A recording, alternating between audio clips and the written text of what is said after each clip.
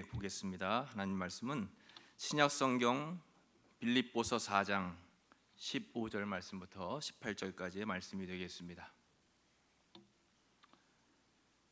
신약성경 323페이지입니다.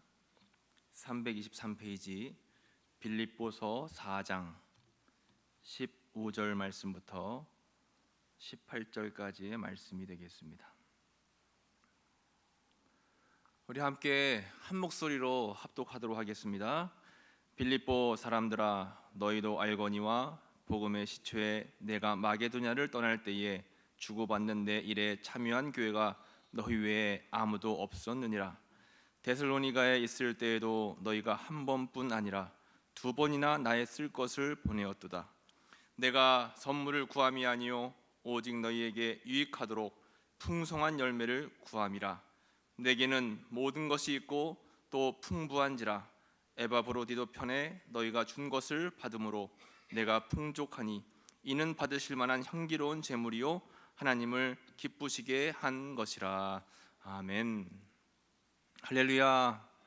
오늘도 주님의 성전에 올라오셔서 예배의 단을 쌓는 여러분 모두에게 하나님의 은혜가 함께 하시기를 간절히 축복합니다. 오늘은 우리에게 사랑이 필요합니다 라는 제목으로 은혜의 말씀을 함께 나누도록 하겠습니다. 한 2년 전에 온라인 서점에서 선풍적인 인기를 끌었던 책이 한 권 있습니다.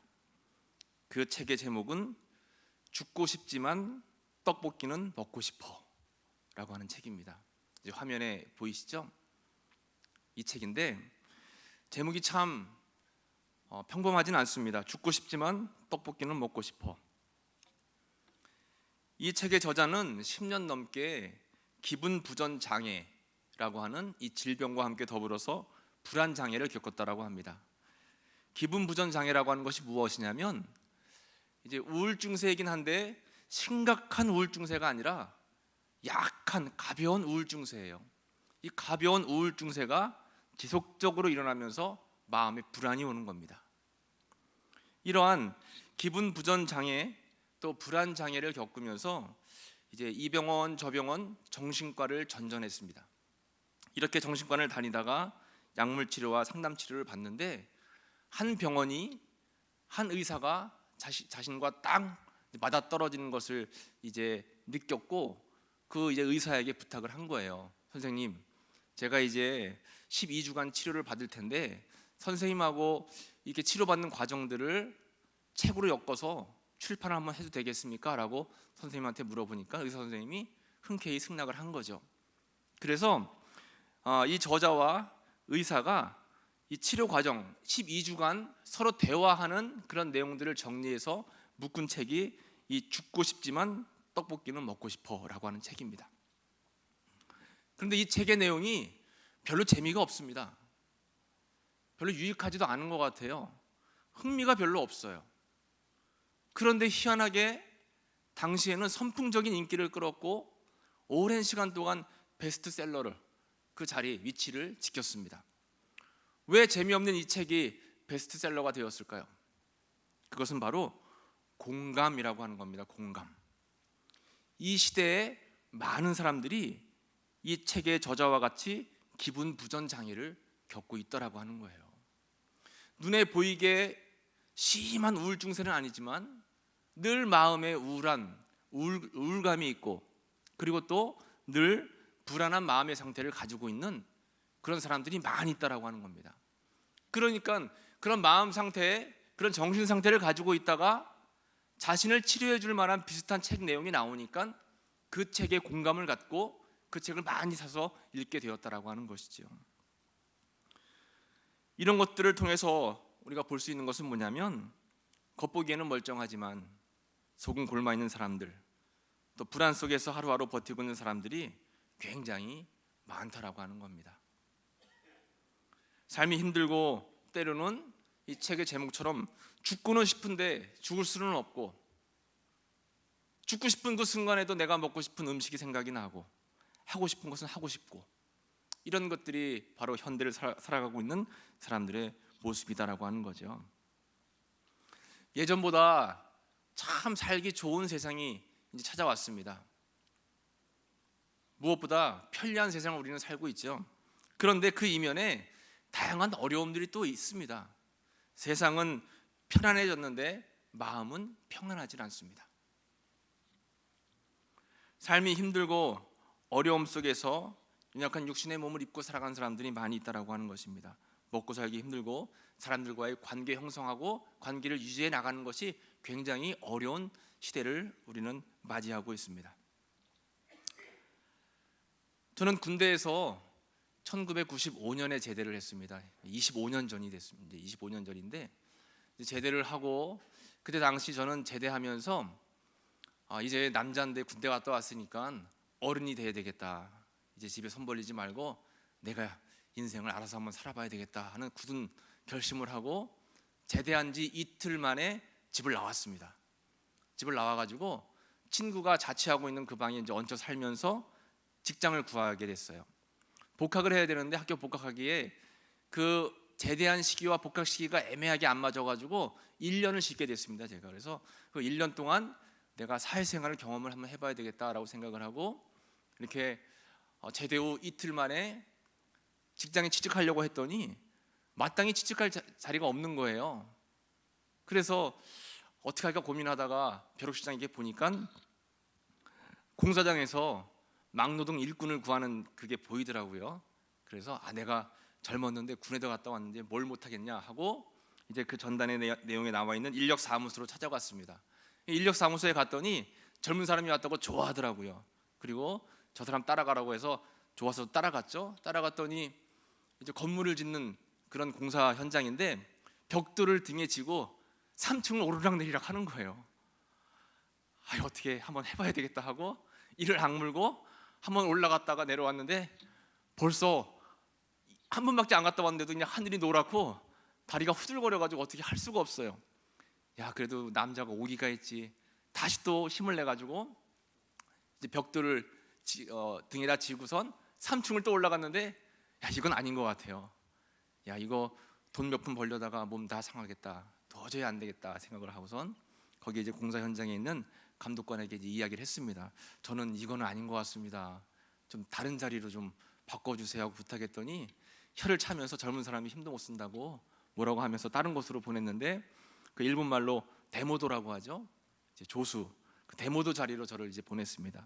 그래서 그곳에서 일주일간 땀을 뻘뻘 흘리면서 제가 이제 일을 했고 처음으로 제가 태어나서 제 손으로 일해서 돈을 벌게 되었어요. 그때 저는 깨달았습니다. 부모님이 주셨던 용돈이 굉장한 거였구나. 이 돈이 쉽게 벌어지는 게 아니구나라는 그런 생각을 이제 하게 되었습니다. 어쨌든 1년이라는 세월을 뭔가를 해야 되는데 일주일 동안 그 막노동 일을 해보니까 이건 저하고 적성이 안 맞는 것 같아서 다른 곳을 찾아봐야 되겠다 생각을 하고 어떻게 할까 고민하다가 제가 가지고 있는 특기를 살려봐야 되겠다라고 생각을 했습니다. 그때 당시 저는 보일러 자격증을 가지고 있었어요. 보일러 기술 기능직 자격증. 원래 제가 보일러 자격증을 따려고 딴 게 아니라 군대 신학과를 다니다가 중간에 군대 갔기 때문에 군종병이 되려고 이제 군에 갔어요. 군종병 자리가 없어가지고 행정병을 시켜달라고 신청을 했더니 행정병 자리도 없는 거예요. 그때 보직이 남은 것이 보일러병이었습니다.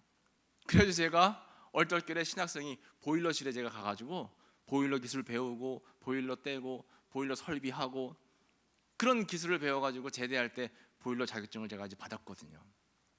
그래서 제대하고 나서는 그 기술을 써먹을 일이 없겠다 생각을 했는데 그때 한번 써먹어야 되겠다 하고 수원에 있는 그 월드컵 경기장 옆에 있는 우만 아파트라고 있어요. 그 아파트 제가 사무소에 가가지고 자격증을 딱 보여주면서 저 취직하러 왔습니다 했더니 좋아하시더라고요. 이렇게 젊은 사람이 어떻게 보일러 자격증을 땄냐고 하면서 마침 자리가 있으니까 보일러실에서 일하라고 하더라고요. 그때 당시는 뭐 20년 전, 25년 전만 해도 아파트들이 개별 난방이 아니라 다 중앙 난방이었잖아요. 그래서 지금도 중앙 난방인 데가 있겠지만 당시는 중앙 난방이어가지고 아파트 관리사무소 밑에 보일러실에 가면 정말 큰 보일러가 있습니다. 저도 그런 보일러가 있는지 그때 처음 알았어요. 깜짝 놀랐어요. 집채만한 보일러가 그 이제 아파트 지하에 있는 거예요. 거기서 보일러를 떼서 거기서 이제 난방과 또 뜨거운 물 온수를 각 세대로 다 보내는 겁니다.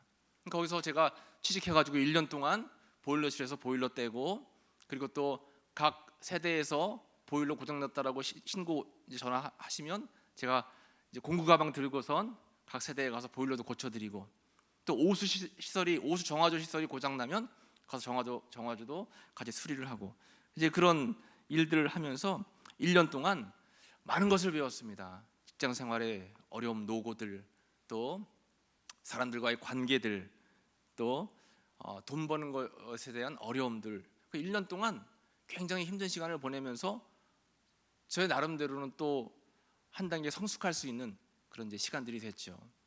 그래서 1년 동안 잘 직장 생활을 마무리를 하고 이제 3학년의 학교에 이제 복학을 했었습니다. 그때 생각이 가끔 납니다. 아, 사회생활하는 것이 힘들지. 제가 우리 청년들하고 함께 이렇게 지내다가도 일주일 내내 이제 직장 생활을 하다가 주말에 와서 교회에서 사역하는 우리 청년들을 보면 제가 예전에 일했던 그때 기억이 나는 거예요. 아, 참 힘들겠다, 어렵겠다. 그런데도 이렇게 와서 봉사하는 그런 청년들을 보면 너무나 기특한 겁니다. 제가 신학교 다닐 때 친하게 지냈던 고향 후배가 한 명이 있는데, 그 후배는 아버님이 감리교회에서 유명한 목사님이셨어요. 그런데 그 후배는 신학과로 입학한 것이 아니라 아버지처럼 목사님 되고 싶지 않고 그냥 일반 직장인 되고 싶다고 해가지고 일반 학과 경영학과에 입학을 해서 이제 공부를 했습니다. 그리고 학교를 졸업하고 좋은 직장에 취직을 했어요. 한참을 다니다가 저에게 언젠가 한번 전화를 했습니다. 전화를 해서, 형, 내가 직장에 다녀보니까 직장 생활이 이렇게 어려운지 내가 이제야 알았다고. 정말 힘들고 어렵다고. 그런데 일주일 내내 직장 생활하고 토요일 날 교회 가서 또 헌신하고 봉사하고 주일날 교사, 성가대, 찬양대로 또 헌신하고 봉사하니까 너무 힘들더라는 거예요. 물론 믿음으로, 은혜로 감당하지만 연약한 육신을 가지고 있기 때문에 힘들고 또 넘어질 때가 너무 많다라고 하는 거예요. 그런데 그렇게 심신이 연약한 상태에서 교회에서 목사님들에게 꾸지람을 듣거나 혼나면 굉장히 마음이 힘들다라는 거예요. 저한테, 형은 절대로 교회에서 청년들 혼내지 마. 일주일 동안 내내 힘들다가 교회 왔는데 위로의 말씀을 들어야지 혼만 나면 아주 그냥 마음이 상한다고 하면서 저한테 그렇게 간곡하게 부탁을 하더라고요. 근데 그 이야기가 공감이 됐습니다. 저도 예전에 1년 동안 사회생활 했던 경험이 있기 때문에 그러는 거죠.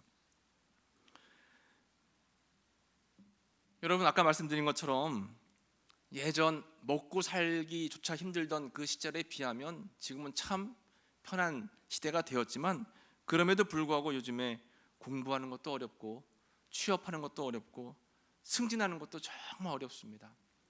저 고등학교 때도 고등학교 졸업했던 친구들이 대학까지 못하고 또 아무런 기술 없고 능력 없는 친구들이 구급 공무원 됐었거든요. 근데 지금은 전세가 완전히 바뀌었어요. 그때 공무원 들어갔던 친구들은 한 자리씩 다 차지해가지고 큰 소리 뻥뻥 칩니다. 요즘에는 공무원 되는 것이 얼마나 어렵습니까, 여러분? 힘들죠. 내 집 마련하는 것 부모님이 도와주지 않으면 꿈도 꾸지 못할 정도로 어려운 이제 그런 시대가 되었습니다. 제가 이런 말씀을 드리는 것은 뭐냐면, 이렇게 우리는 누구나가 다 각자의 상황에 맞게 힘겨운 삶을 살아갈 때가 많이 있습니다. 그런데 힘겨운 우리에게 하나님께서 주시는 은혜가 있다라고 하는 거죠.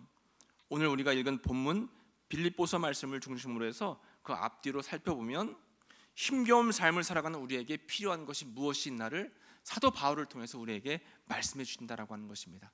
오늘 빌립보서 말씀을 통해서 힘겨운 삶을 살아가는 우리에게 필요한 것이 무엇인가를 함께 나누어 보도록 하겠습니다. 먼저 첫 번째로 우리에게 필요한 것은 하나님의 사랑이 필요하다라고 하는 것입니다. 한번 같이 해볼까요? 우리에겐 하나님의 사랑이 필요합니다. 아멘. 그렇습니다. 우리는 힘겨운 삶을 살아가는 우리에겐 하나님의 사랑이 필요합니다. 빌립보서를 기록한 사도 바울은 현재 감옥에 갇혀 있는 상태입니다. 감옥에 갇혀서 이 빌립보서를 이 편지를 쓴 거죠. 여러분, 감옥에 갇혀 있다라는 것이 말이 쉽죠. 얼마나 괴롭습니까? 얼마나 힘이 들까요? 얼마나 낙담하고 실망하겠습니까? 더더군다나 사도 바울이 감옥에 갇힌 이유가 죄를 지었거나 뭐 상해를 했거나 남에게 어려움을 주었거나 이런 것 때문에 감옥에 갇힌 것이 아니라 하나님의 복음을 전파하다가 그것 때문에 감옥에 갇힌 거예요.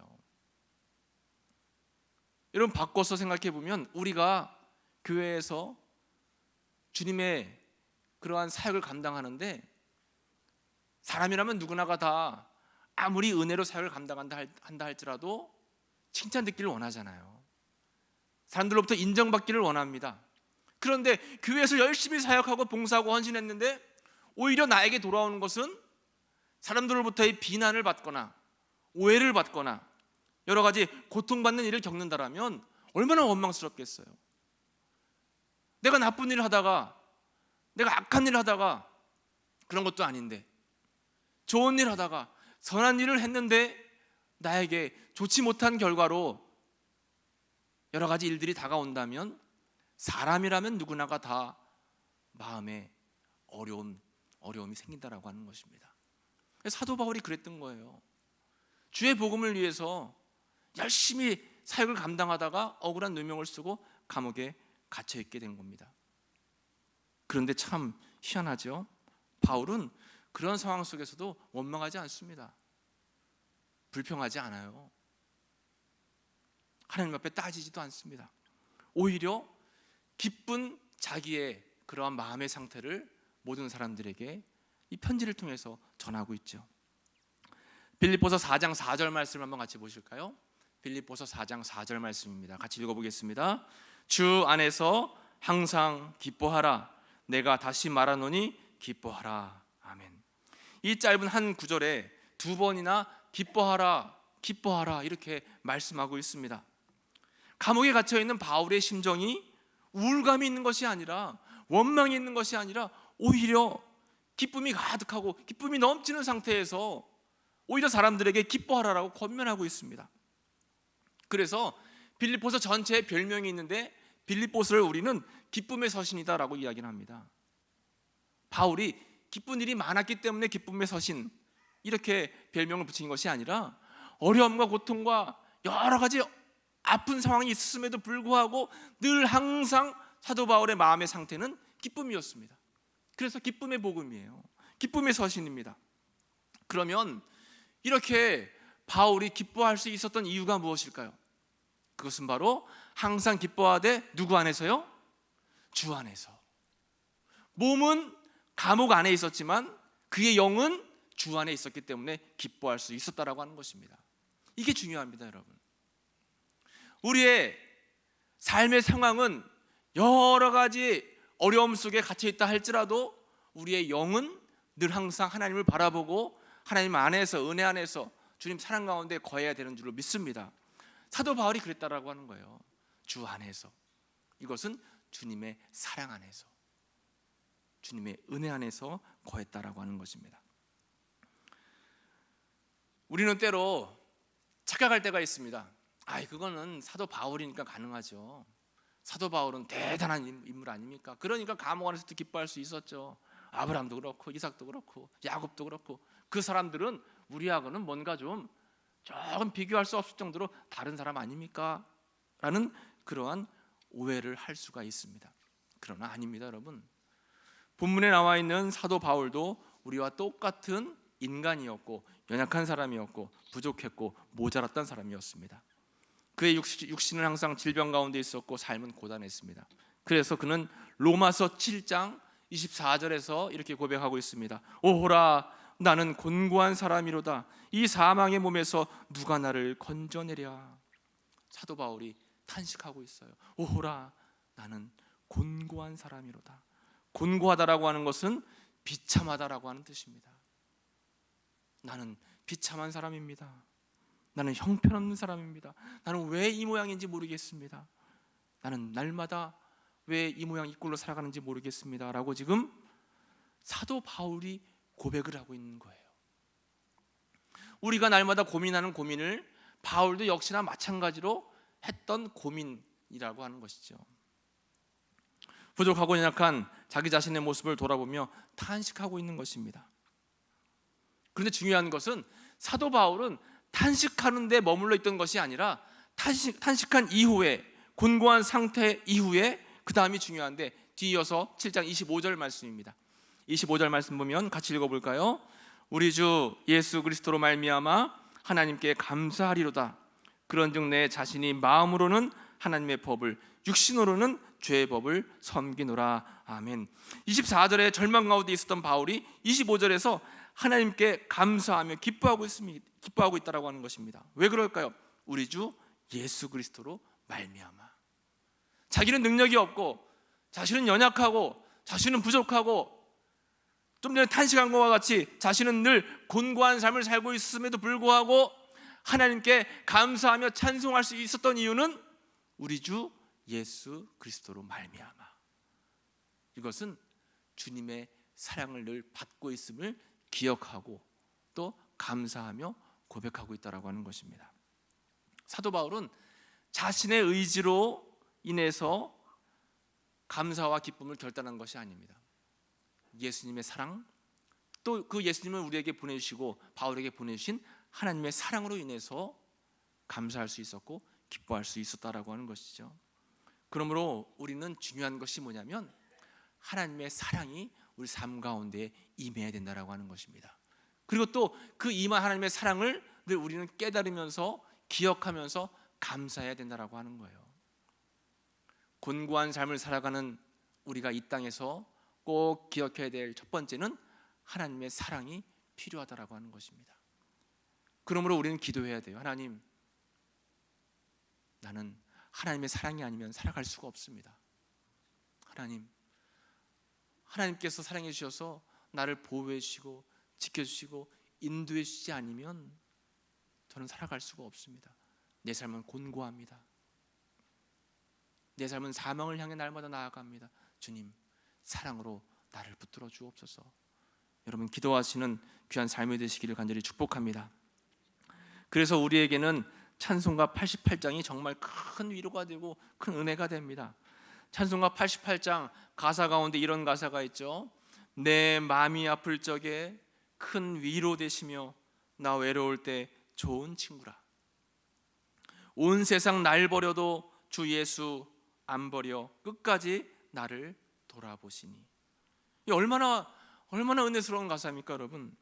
내 마음이 아플 적에 나를 위로해 주시는 하나님, 나 외로울 때 나에게 친구가 되어 주시는 하나님, 온 세상은 다 나를 버리고 떠난다 할지라도 예수님은 끝까지 나를 돌아보시고 나를 지켜주시니 그 은혜가 얼마나 감사합니까? 이것이 바로 하나님의 사랑인 줄로 믿습니다. 하나님의 사랑이 우리에게 필요한 거예요. 그래서 주는 저 산 밑에 백합 빛나는 새벽별 이 땅 위에 비길 것이 없다 했습니다. 이 땅 위에 그 어떤 것과도 비교할 것이 없는 것이 바로 하나님의 사랑이다라고 하는 것입니다. 우리는 그 주님의 사랑이 필요합니다. 주님의 사랑이 필요합니다. 단 하루도 주님의 사랑이 없으면 살아갈 수가 없다라고 하는 것이죠. 사도 바울은 매일 자신의 삶에 다가온 상황과 형편 가운데 그 상황과 형편 상관없이 무조건적으로 하나님의 사랑을 경험하고 누리며 감사했고 기뻐했다라는 것. 그래서 감옥 안에서도 기뻐할 수 있었다라고 하는 것입니다. 이것이 바로 하나님의 사랑인 줄로 믿습니다. 힘겨운 오늘을 살아가는 우리에게 필요한 것 첫 번째는 하나님의 사랑입니다. 우리에게 필요한 것 두 번째 말씀을 한번 나눠보겠습니다. 두 번째, 우리에게 필요한 것은 우리에겐 사람의 사랑이 필요하다라고 하는 것입니다. 감옥 안에 갇혀 있고 또 날마다 힘겨운 상황 가운데 그 극복을 위해서 애썼던 그런 사도 바울에게 첫 번째로 하나님의 사랑이 필요했고, 두 번째는 동시에 사람의 사랑도 필요했다라고 하는 것입니다. 특별히 이 사람의 사랑 가운데는 두 가지의 사랑이 있는데 그 두 가지 가운데 첫 번째는 존재 자체로 인한 사랑이라고 하는 겁니다. 한번 같이 따라해 볼까요? 존재 자체로 인한 사랑. 이 굉장히 중요한 말씀입니다. 빌립보서 1장 1절 말씀을 한번 같이 보실까요? 빌립보서 1장 1절 말씀 같이 읽어보겠습니다. 그리스도 예수의 종 바울과 디모데는 그리스도 예수 안에서 빌립보에 사는 모든 성도와 또한 감독들과 집사들에게 편지하노니.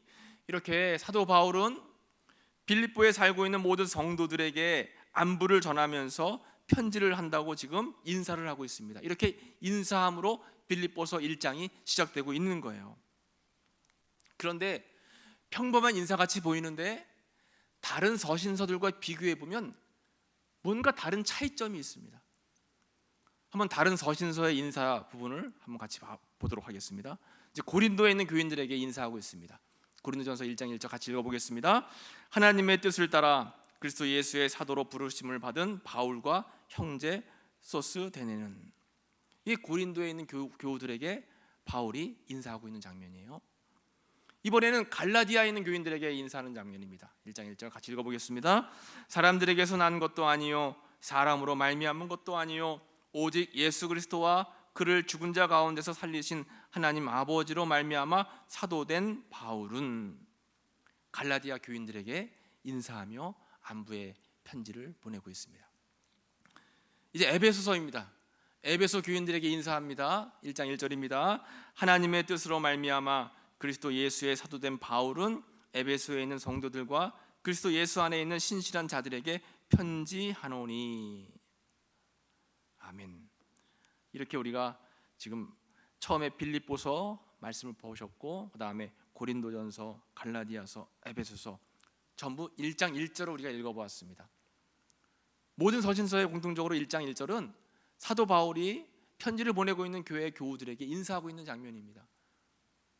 그러면 여러분 그 빌립보서의 인사와 나머지 다른 서신서와의 차이가 뭐가 있을까요? 혹시 여러분 발견하셨습니까? 웬만해서 발견하기가 쉽지 않습니다. 그것은 뭐냐면 이 고린도, 갈라디아, 에베소, 그 외에 골로새, 디모데전서 모든 서신서에 사도 바울이 자신을 소개할 때 뭐라고 소개하냐면 사도로 부름받은 나 바울은, 사도된 바울은, 나 사도 바울은, 하나같이 모든 서신서에 뭘 강조하고 있어요? 자기가 사도라고 하는 것을 강조하고 있습니다. 그런데 다시 한번 빌립보서 1장 1절을 볼까요? 빌립보서 1장 1절 말씀 보면 그리스도 예수의 종 바울과, 사도라고 하는 말이 없습니다. 디모데는 그리스도 예수 안에서 빌립보에 사는 모든 성도와 또한 감독들과 집사들에게 편지하노니, 그리스도 예수의 종 바울과, 사도라고 하는 말이 없습니다. 다른 서신서에는 다 사도라고 하는 말이 있어요. 왜 그런 거 하냐면 당시에 모든 초대교회 교인들이, 모든 일반 사람들도 마찬가지이고 교인들조차도 사도 바울의 사도성을 의심했습니다. 너가 정말 예수님의 제자도 아니었으면서, 너가 예수님 살아계실 때 함께 지내지도 않았잖아. 베드로, 요한은 인정해. 너는 인정할 수 없어. 당시 분위기가 사도 바울을 사도로, 진정한 사도로 인정하는 분위기가 아니었다라고 하는 겁니다. 그러니까 자신의 사도성을 변호하기 위해서 각 지역에 있는 교회에 편지할 때마다 사도된 바울은 이렇게 다 편지 쓰는 거예요. 자신의 사도성을 변호했던 겁니다. 그런데 오늘 빌립보에서만큼은 사도로 소개하지 않아요. 예수의 종이라고 소개합니다. 왜 그랬을까요? 다른 교회와 다르게 빌립보의 교인들은 이 사도 바울의 사도성을 인정해 줬다라고 하는 거예요. 사도 바울의 그 사도 자체로 인정해주고 그를 사랑해 주었다라고 하는 겁니다. 이것이 바로 존재 자체로의 사랑입니다. 여러분, 어느 공동체에서 또 어느 사람들이 자기 자신을 있는 그대로 존재 자체로 인정해 준다라고 하는 것은 정말로 감사한 일입니다. 그것은 존재 자체로 인정을 받는다라고 하는 것은 사랑을 받고 있다라고 하는 그러한 증거이죠. 사도 바울은 빌립보 교인들에게 인정을 받고 있었고 사랑을 받고 있었다라고 하는 것입니다. 여러분, 존재 자체로서의 사랑이라고 하는 말은 굉장히 중요한 말입니다. 우리 모두는 다 사랑받기 위해 태어난 존재인 줄로 믿습니다. 하나님의 뜻 안에서 태어난 모든 사람들이 다 귀해요. 나만 귀한 게 아니라 옆에 있는 모든 지체가 다 귀하다라고 하는 거죠. 이 땅에 태어난 하나님께서 창조하신 인간들은 모두가 다 귀하다라고 하는 것입니다. 내 옆에 있는 모든 지체들을 위해서 예수님은 십자가에 달리셨어요. 모든 고난과 고통을 받으셨습니다. 왜요? 나를 위해서도 이기도 하지만 옆에 있는 모든 지체들을 위해서 너무 생명이 소중하기 때문에, 존재 자체를 사랑하기 때문에 예수님은 십자가를 지셨다라고 하는 것입니다. 우리는 존재 자체로 사랑해주고 인정해주는 믿음이 필요합니다. 가정에서도 마찬가지예요. 우리가 결혼해서 처음으로 아이를 낳았어요. 그러면 그날이 얼마나 기쁩니까, 여러분? 여러분, 아이 처음 낳은 날 기억나세요? 나를 닮은 아이. 정말 하나님께서 복 내려주셔가지고 우리 가정에 선물로 주신 그 아이, 존재 자체만으로도 너무 감사하고 기쁜 거예요. 처음 아빠, 엄마라고 이야기를 하면서 막 아장아장 걷기 시작할 때 그 존재 자체만으로도 너무 기쁘고 감사한 겁니다. 그런데 아이가 커가면서 자꾸 존재 자체의 사랑을 잃어버리고 거기에 조건이 붙여지기 시작합니다. 조금 더 공부해야 되고, 조금 더 좋은 학교에 가야 되고, 조금 더 좋은 직장에 가야 되고, 좋은 사람을 만나야 되고, 그 조건에 맞지 않으면 사랑이 희미해집니다. 그 예전에 처음 가졌던 존재 자체로서의 사랑이 점점 약해지는 거예요. 그러다 보면 자녀와 부모 간에 문제가 생기게 되는 것입니다. 부모님도 마찬가지입니다. 우리가 어렸을 때는 부모님이 하늘같이 높고 내 옆에 계신 것만으로도 너무 든든하고 좋아요. 부모님의 존재 자체가 너무 감사하고 든든한 겁니다. 그런데 어느 날, 어느 순간부터 그 부모님이 나에게 짐이 될 때가 있어요. 때로는 지금 내 옆에 계시지 않은 부모님, 보고 싶어도 볼 수 없는 그 부모님의 존재 자체가 그리울 때가 있습니다. 언젠가는 한번 제가 우리 산성시장 옆을 지나가는데 할머니 한 분이 구석에서 막 울고 계세요. 막 울고 계세요. 그래서 왜 우시나 하고 이렇게 가봤더니 뭐라고 하시면서 우시는데 가만히 들어보니까 엄마 하면서 엄마 보고 싶어요 하면서 울고 계신 거예요. 할머니 왜 그러세요? 그랬더니 너무 힘들어서 엄마가 보고 싶어요 그러시는데 제 마음이 울컥하더라고요. 그 연세가 많은 할머니에게는 엄마가 없을 것 같은데 마음속에 엄마가 계신 겁니다. 그 존재가 늘 그리운 거예요. 우리 공동체에서도 우리 지체들도 존재 자체로 인정해주고 사랑해줄 필요가 있습니다. 교회에서도 마찬가지예요. 목사님은 목사님 존재 자체로 감사하며 존경해야 되고, 성도들은 성도 한 명 한 명 자체가 다 너무 귀합니다. 제가 예전에 있던 교회 좀 그때 당시 막 시끄러웠어요. 제가 이제 부교육자로 있었는데 그 교회에서도 막 시끄러우니까 주일 예배를 끝나고 나가는데 어떤 권사님이 담임 목사님을 향해서 당신은 목사도 아니야 소리를 지르시는 거예요. 너무 마음이 아프더라고요. 존재 자체로 인정을 안 해주는 거예요.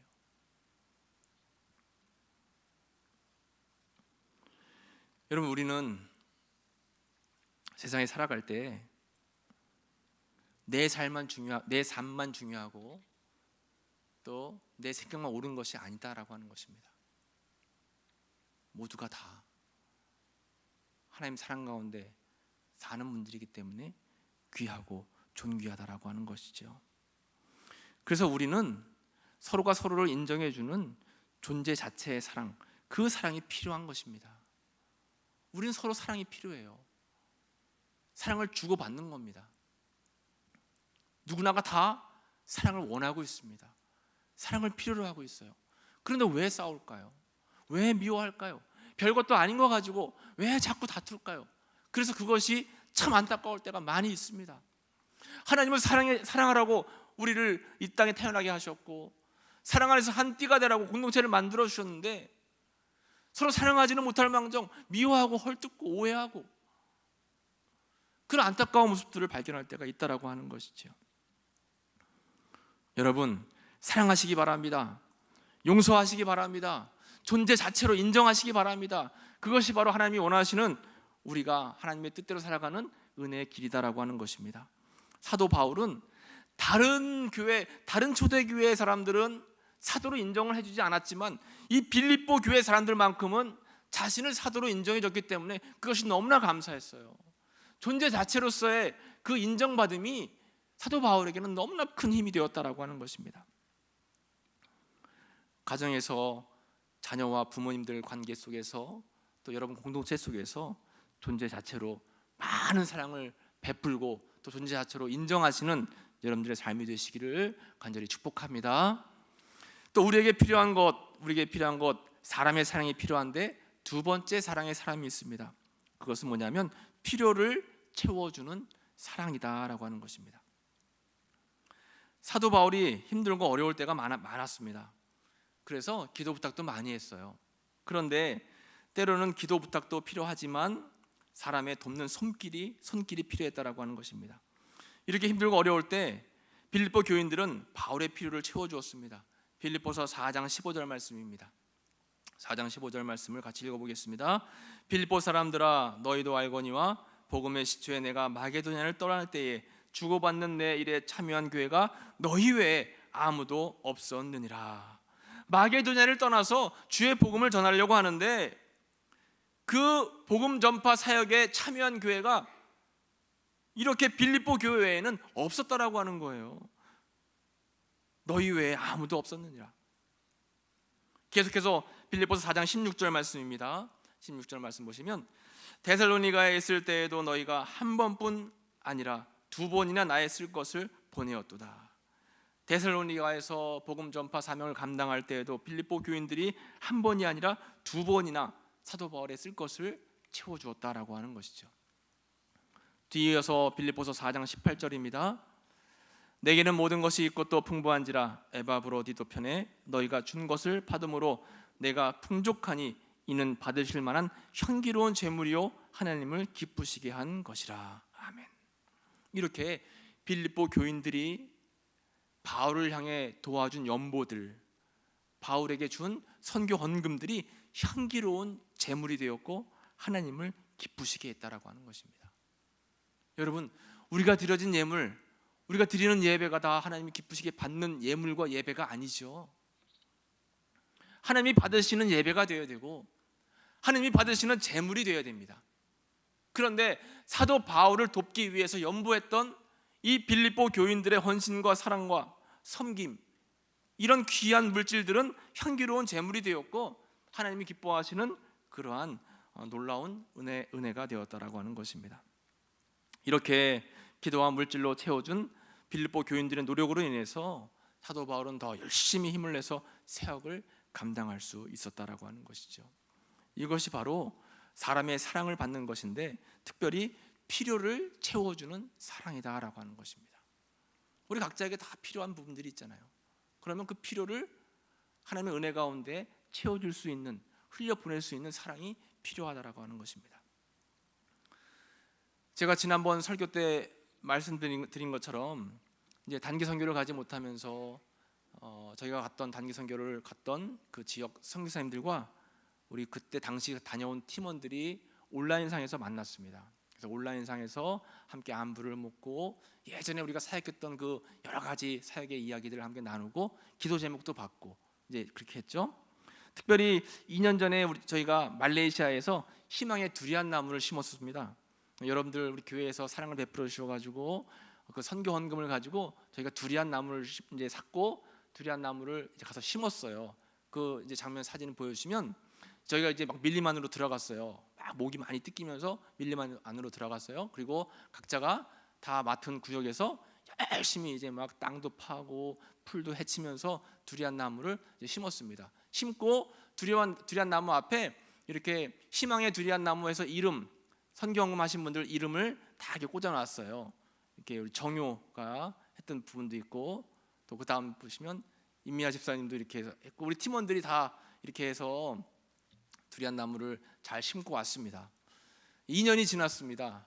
선교사님에게 2년 지난 사진을 좀 보여달라 부탁을 드렸어요. 2년 동안 두리안 나무가 이렇게 자랐습니다. 잘 보이시나요? 네. 그리고 또 그 다음 보시면 이렇게 두리안 나무가 막 이렇게 열심히 자라고 있어요. 아직은 열매를 딸 수 있는 상황은 아닌데 4년 정도 더 크면 이 저희가 심은 두리안 나무가 한 마을을 먹여 살린답니다. 이 얼마나 귀하고 값진 일이에요. 이 사람들은 기후가 너무 덥고 할 수 있는 일이 없고 땅도 없기 때문에 생계가 막막한데 두리안 나무만 잘 심어서 키워서 그거를 내다 팔면 마을 전체가 살아난다는 거예요. 그러니까 저희가 그 사역을 이제 하고 돌아오는 거죠. 이렇게 여러 가지 선교 이야기들을 나누고 이제 단체 온라인 채팅방을 문을 닫았어요. 그리고 나서 이제 제가 개별적으로 이제 선교사님하고 다시 대화를 했는데 선교사님이 눈물이 난다는 거예요. 너무 감사하다고. 코로나 때문에 외롭고 답답하고 선교 활동도 할 수 없고 누구도 만나지 못하는 상황에서 자신들을 위해서 와줬던 공주중앙감리교회에서 다시 자신을 기억해 주면서 이렇게 온라인상으로도 만남을 주선해 줬고 또 기도 제목을 함께 나누면서 기도해 준다라고 하는 그 사랑을 느끼면서 너무 힘이 난다라고 하는 겁니다. 이게 바로 여러분 사랑이 필요한 사람들에게 사랑을 나눠주는 거 아닐까요? 우리 주변에는 우리의 사랑을 필요로 하는 사람들이 너무나 많이 있습니다. 그리고 조금만 시선을 넓히면 나도 충분히 그 사랑을 이웃들에게 전할 수 있다라고 하는 것이죠. 이것이 바로 관심이고 사랑입니다. 지금 이 시대는 따뜻한 사랑이 필요한 시대입니다. 그러므로 우리는 서로 미워하지 말고 다투지 말고 허물을 묻지 말고 서로에게 힘이 되어주는 사랑을 했으면 좋겠습니다. 특히나 우리 교회 공동체와는 더 그렇습니다. 혹시 주변에서 미움의 소리가 오고 가면 꼭 사랑을 이야기해 주시기를 부탁을 드립니다. 힘들어하시는 분들 따뜻한 손을 꼭 잡아주시고 위로해 주시길 바랍니다. 누구나가 다 우리의 사랑을 필요로 하고 있다라고 하는 것이죠. 사도 바울도 그랬습니다. 그 믿음 좋은 사도 바울도 연약한 인간이었기 때문에 하나님의 사랑이 아니면 살아갈 수가 없었고 빌립보 교인들의 사랑이 아니면 살아갈 수가 없었습니다. 그 사랑, 필요한 사랑을 받았기 때문에 사도 바울도 그에게 맡겨진 사명을 잘 감당할 수가 있었다라고 하는 것이죠. 이제 말씀을 정리해 보려고 합니다. 찰리 채플이라는 사람이 이런 명언을 이야기했다라고 하죠. 사람의 인생은 멀리서 보면 희극이지만 가까이서 보면 비극이다. 맞습니다. 멀리서 보면 다 웃고 행복해 보이고 희극 같아 보이는데 가까이서 보면 다 고민이 있고 다 어렵고 다 문제를 가지고 있습니다. 이러한 삶을 살아가는 우리들에게는 하나님의 사랑이 필요합니다. 이러한 삶을 살아가는 우리들에게는 서로 사람의 사랑이 필요한 거예요. 존재 자체를 인정해주면서 사랑해주는 사랑, 또 서로가 서로에게 필요를 채워주면서 또 나누고 베풀어주는 그런 사랑. 그 사랑을 잘 실천할 수만 있으면 우리 공동체는 더 강한, 더 하나님께 쓰임받는, 더 하나님께 은혜 가운데 살아갈 수 있도록 인도함을 받는 귀한 공동체가 될 줄로 믿습니다. 우리에게 사랑이 필요합니다. 그 사랑을 여러분 받아 누리시고 또 나누시는 귀한 삶을 살아가시기를 간절히 축복합니다. 기도하겠습니다. 하나님 감사합니다. 우리에게는 사랑이 필요합니다. 그 사랑을 이미 십자가의 사랑으로 보여주셨습니다. 그 사랑을 잊지 않게 하시고 삶의 힘든 여정을 지날 때마다 주의 사랑으로 이겨낼 수 있도록 저희들을 붙들어 주옵소서. 무엇보다 서로 뜨겁게 사랑하게 하옵소서.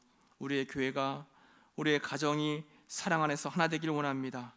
존재 자체로 사랑하며 필요를 채우는 사랑을 나눌 수 있도록 저희들을 붙잡아 주시고 무엇보다 하나님을 사랑하며 하나님의 사랑 가운데 거하는 저희들의 귀한 삶이 될 수 있도록 주님 붙잡아 주옵소서. 예수님의 이름으로 감사하며 기도하옵나이다.